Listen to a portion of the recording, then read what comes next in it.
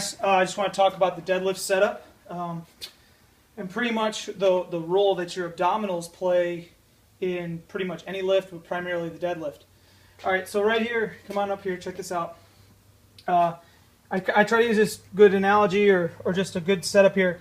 So these are all the discs and the cartilage in between and on his spine, and then this is his arms, and then that's the bar. So if you see where he's angled, he's got that lumbar curve, and then the thoracic back right there. Okay, and then let's take a look over here. This one right here, he's got a rounded back. Okay, and if you were to draw some arms here, the bar would be out in front of him. Okay, so ideally in your setup, you want to make sure that your shoulders are slightly in front of the bar, in front of your knees. And what you'd see from the side here is a triangle with the back, the thighs here, the arms.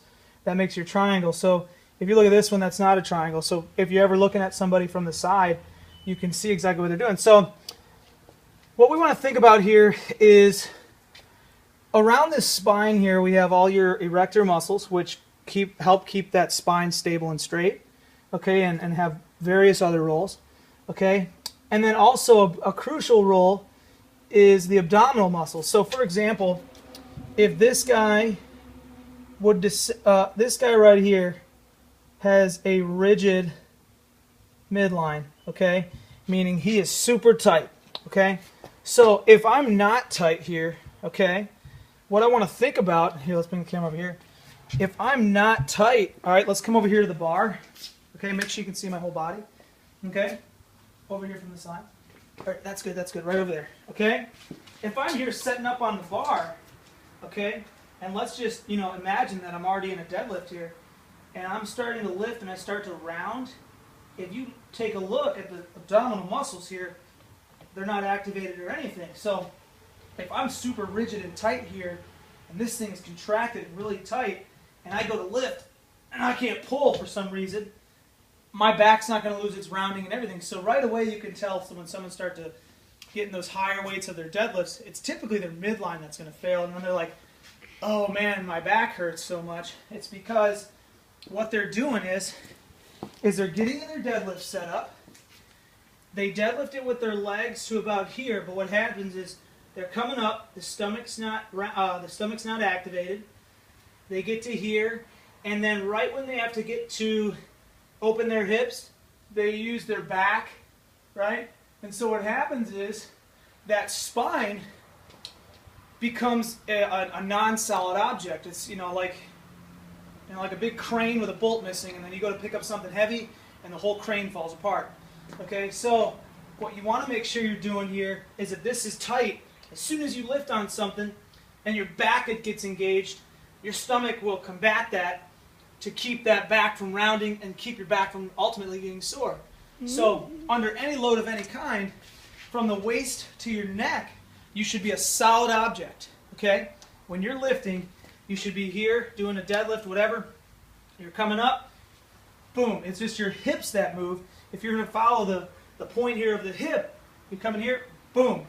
But what a lot of people do is make this mistake is they go here, and then they use their back and they open up. And then they're like, my back is killing me, my upper back's killing me. Sorry, so how do we fix this?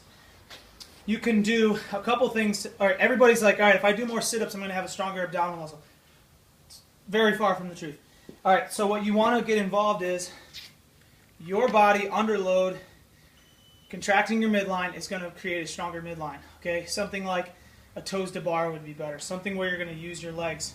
Something needs to be weighted some way somehow. I would say do goblet squats, because with the goblet squats you're going to have to round. You're going to have to be super tight in order to not round. Okay, you can do dead bugs. Okay, you'll be doing those at the gym. Several other things you can hold planks, because now your body, because you're that plank position. But if you're in a plank position, my body weight is on my forearms, and once my body starts to fail, my midline goes, and then all that pressure's on my lower back. Same thing as that deadlift there. So if I'm here just holding, that's stabilizing my midline and my quads and everything. If I just get on my back and I do sit-ups here, yeah, I'm going to tense the muscles in my abdominals, and I'm not saying sit-ups have no place in the fitness community, but if you're looking for sheerly midline strengthening things, we gotta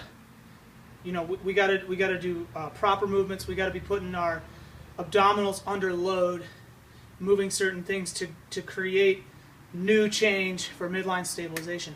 So those of you with those back injuries, okay, a lot of your limiting factors, okay, first and foremost, midline weak. So we got to strengthen your midline. All right. Secondly, tight hips can also really put a lot of strain on your back, because what happens is if these tissues here are glued down, that's going to put my pelvis tilted like this.